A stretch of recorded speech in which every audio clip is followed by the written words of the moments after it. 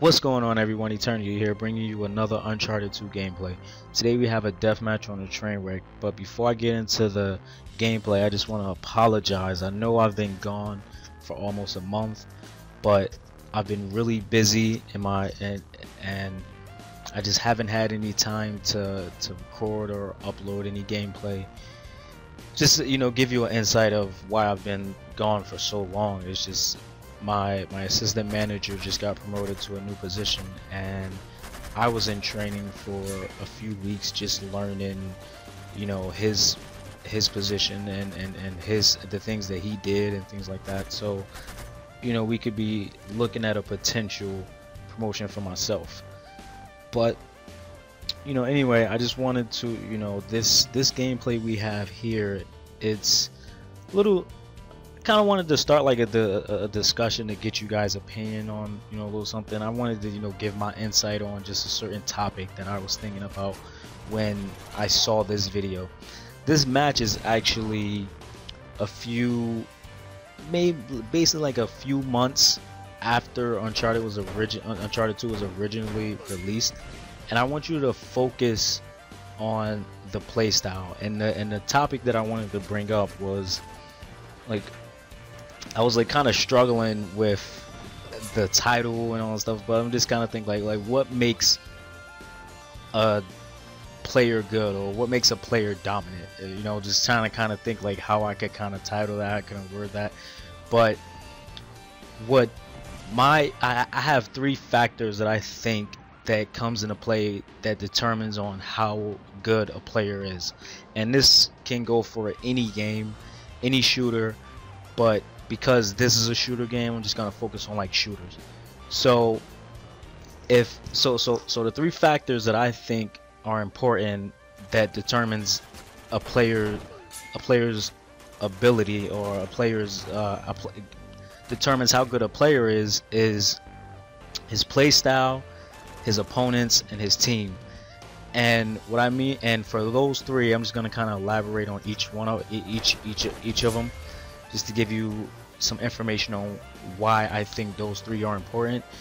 And first, I forgot which one I was talking about. I forgot which one was the first one I said, but it really no particular order, just those three. And if you see like this, like what I'm about to do, I was a real noob. This guy was taking cover, and I was like, okay, let me get an easy headshot on this guy. But just go with like the play style, like oh, and that's funny too how that guy just rolled off that crate.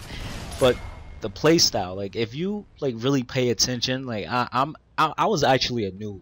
Like you may look at the score and think, oh yeah, I did pretty good, blah blah blah, but I was a noob. Just look at this gameplay and how I played, how I was like aiming, how I was shooting, like I was constantly missing, things like that. And if you compare this gameplay to the third video that I uploaded, the one where my introduction basically, and you see how dominant, like how I was playing, how the play style is on that video, then you will see that there's like a big difference. And I honestly think that I was still a noob. I knew a little bit, like I knew a few things on how to play the game and how to shoot, how to throw grenades and things, but I was still a noob. The second one is the team. Like if you saw in the beginning, like my team, it was 4 against 5. Like I always, whenever we would get mixed up, and whenever it was like a player that would leave, I would always hope that the 5th player would join the opponent, because I like to be the underdog. I want to be the person with the least amount of teammates, so I can go up against a full party, so I could just show my skill. So if you see my teammates, everyone on my teammate, they did okay, but I really kind of carried the team. So if like again, just basing it back on the other gameplay, if you see my teammates, they were just going for the treasure, and I was just kind of like the lookout, just getting kills and stuff. So it kind of helped me really to just run around and get kills, because my team wasn't good. That's why when you see the score, you'll see that I did pretty well, because my teammates weren't that good. But if I was playing with a team where we're dominant players and all good players, then my score wouldn't have been that high. And just look at this, like it takes me 3-4 shots to kill each one of these guys. And this guy right here, I didn't even know he was around that corner. Luckily, I was able to, you know, get that blind fire punch. And you know, the third is that the third factor that I think that plays a part in, you know, what makes a player good is his opponent. Now, at the end of this, if you saw it, if you didn't see it in the beginning, you know, you could go back and see it or wait to the video is over. But if you see that the highest level guy was lower than 50. The highest level was a guy lower than 50. I think the highest level was 44.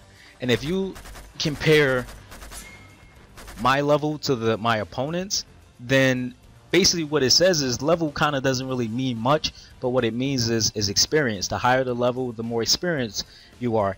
Even still, let's say backtracking to the last videos, that those guys were all higher levels than me, but I still scraped them. So I mean, in some cases you can still be a high level but be a garbage player. But what it does is it gives you a little more experience of the game. So that's why, you know, also like it also, that plays a part, because if I was going up against players that were all like my level, my skill level and my game level, then I may have had a lower kills.